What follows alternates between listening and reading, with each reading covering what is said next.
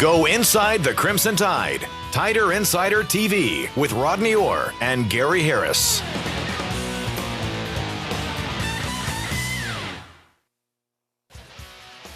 It's drinking the Kool-Aid, thinking that just because they say it on ESPN, it's so.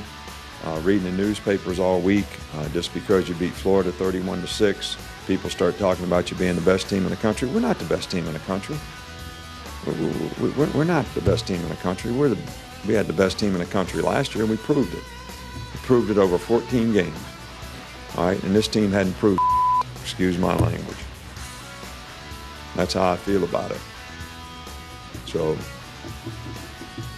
I'm really upset that I used bad language. I'm sorry. I'm sure I'll get some letters on that, emails, and should. I have people call me all the time and tell me I don't know blank. And they're probably right. With that, we say good evening, everybody, and welcome into Tider Insider TV, presented by Buffalo Rock. Tonight, ice cold Diet Pepsi, alongside Rodney Orr from TiderInsider.com. I'm Gary Harris, and Rodney, unfortunately, we begin with the disappointment in Columbia. Now, that soundbite you just heard from Coach Saban came after a reporter asked him on Monday about comments that Mark Ingram made following the game on Saturday at South Carolina.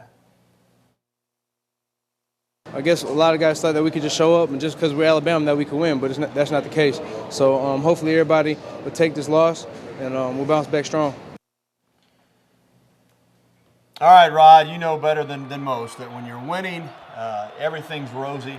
And as soon as you lose one game, boy, the panic squad is on full alert. And now everybody is looking at what's wrong with this Alabama football team, not what's right. It has the fact that they've won 19 of their last 20. But still, it was a disappointing loss, no doubt about that. Not a lot of finger pointing, but you did hear Mark Ingram say that some guys just maybe don't get it, that you got to come out and play every week, and Coach Saban seems to have that feeling as well. Well, you know, you could probably mention a laundry list of things that went wrong, Gary, and that have been going wrong, actually. I mean, there were some signs there. Throughout the first 5 games, we knew that Alabama's defense was kind of leaky. I think we kind of got lulled to sleep after the excellent performance in the second half against Arkansas. And then, you know, last week against the week before against Florida, that was a great big win, of course. And, you know, but what we really didn't look at was how, let's be honest, Florida controlled the second half. They controlled the clock, 12 minutes in the third quarter. The defense couldn't get off the field. You know, so those were kind of things that we saw, you know, coming in some regards. And you look at this game, so really it's not that much of a surprise. Yeah, and one thing that went wrong for Alabama was South Carolina went right. I mean, you have to give them a lot of credit. They played a great football game. Even though maybe Alabama didn't play its best, I think South Carolina had something to do with that. And keep in mind, Rodney, as good as they were, you take back a couple of amazing plays that they made, the 2 catches by Jeffrey, that might have been a down-to-the-wire game anyway. They really played a high caliber of football. Of course, the challenge for them is to see if they can continue that now against the lesser teams on the schedule. And you know, Gary, I know you don't mean anything against South Carolina trying to take away from their win, because they physically outplayed Alabama. They beat Alabama. They out-hit Alabama. They out-everythinged Alabama. So, again, you know, you can't take anything away from what happened. But Coach Saban said it yesterday. You look at what happened in the red zone. Alabama had 4 opportunities in the red zone, came away with 10 points. South Carolina had 4 opportunities in the red zone, came away with 28 points. Well, nonetheless, it was an impressive run by the Tide. The overall win streak ended at 19 games. The regular season win streak ended at 29. And on Saturday, they had the most points that they had given up since LSU back in 2007. South Carolina got 35 of them. It's the most points, as I mentioned, allowed since that 41-34 setback in Coach Saban's first year at home against the Bayou Bengals. But all Alabama can do now is move on and prepare for the next game. That's the way it is. And Rodney, with Ole Miss coming in here, another team coming off a bye week, they've got home losses to Jacksonville State and to Vanderbilt, but they can score points. And Alabama's defense now looks susceptible to giving up points. And you can see from practice today, a lot of guys banged up. Yep, there is. You know, Gary, you follow a loss and you've got, you know, guys, Upshaw still banged up. He got banged up a little more, I guess, in the game against South Carolina. Marcel Darius still probably not 100%. We know about DJ Fluker, won't play. Julio Jones probably won't play. Don't know exactly when he'll be back. So this is a banged-up football team, no question about it, and they're tired. And they are, and they're going to have to try to suck it up because, as we mentioned, next up, the Ole Miss Rebels, and coming up on Tider Insider TV, we'll discuss Ole Miss. And believe it or not, a team, as I mentioned, that lost at home to Vanderbilt in Jacksonville State, talking some trash. You better believe it. We'll have it for you. And later on, we'll be taking your phone calls and emails. There's the information on the television screen to get in touch with us here at the television station. And also later, Steve Spurrier had some interesting comments following Saturday's game. He attributed the Gamecocks' victory to fate. Stay tuned. You're watching the show that takes you inside the Tide. Tider Insider TV, presented by Buffalo Rock Modeling Company.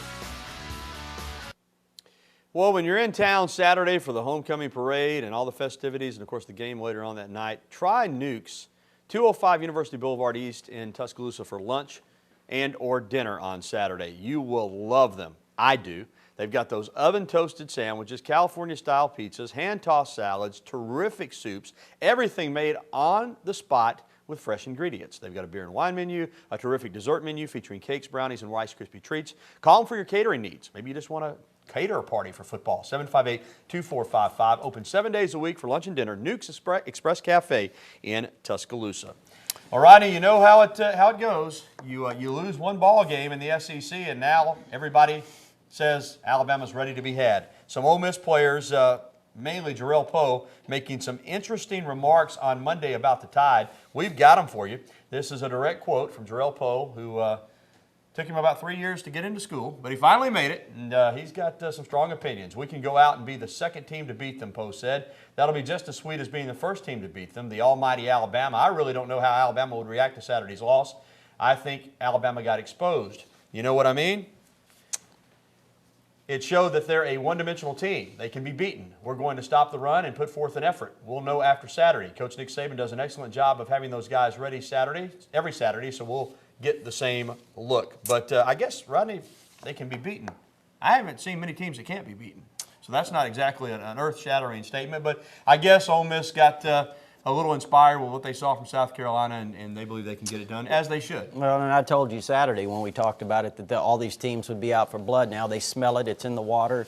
You know, they saw what could happen, and certainly I think that probably breeds a little bit of confidence and hope in a team like Ole Miss coming into, you know, Bryant-Denny Stadium, thinking maybe they can get a part of Alabama as well. But, you know, Ole Miss is a beat-up football team also, Gary. They're going to start 2 true freshmen on the offensive line, one at center, one at guard. And the one at center, the starting center, A.J. Hawkins, knocked out. This will be his first game out. So Evan Swindle will start at the center spot. And then they have a walk-on freshman starting at right guard from Huntsville, 6'8", 300 pounds. Well, let's talk more about Ole Miss, and let's be honest, they probably feel like they've got nothing to lose. They started their season by losing at home to Jacksonville State, and they also lost at home to Vanderbilt. But one thing about Ole Miss, even when they lost, they score points. You know, they can score. Masoli has now settled in as we knew he would at quarterback. This is a guy that rushed for more than 1,000 yards in 2 different seasons at Oregon. He's like having a running back there, but he can throw it. And they've got a little confidence, as you alluded to, so they are a dangerous football team if Alabama isn't ready to play. I mean, the Tide's going to have to come out and play hard. No question about that, Gary. I know a lot of people, you kind of even watch on the internet, they think this is a gimme. It's not a gimme by any stretch of the imagination. Let me tell you, this is right up Houston Nutt's alley.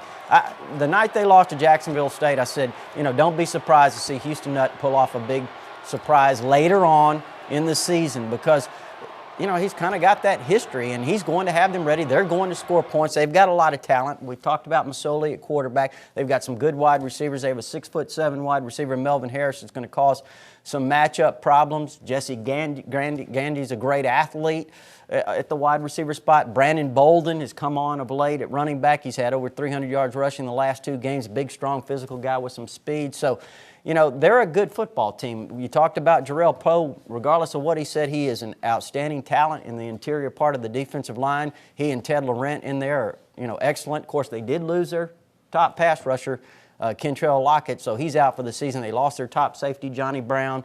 So, you know, they have some holes in the secondary. They are giving up 250 yards a game through the air. Gary, you know, they're scoring a lot of points, but they're giving up 33 points a game as well. So they've got some holes in their defense. Keep in mind, too, that even though they had the loss to Jacksonville State and Vanderbilt, they're 1-1 in the SEC. Yep. I mean, so they're right there, too. It's wide open, and they could get right back in the race, obviously, if they were to knock off the Tide. Well, up next, Steve Spurrier's comments about the Gamecocks' win over Alabama. And also, your phone calls and emails. Give us a ring at 205-348-WVUA. That's 348-9882. Or you can email us at TITV@WVUATV.com. Stick around. We'll be back in a couple of minutes.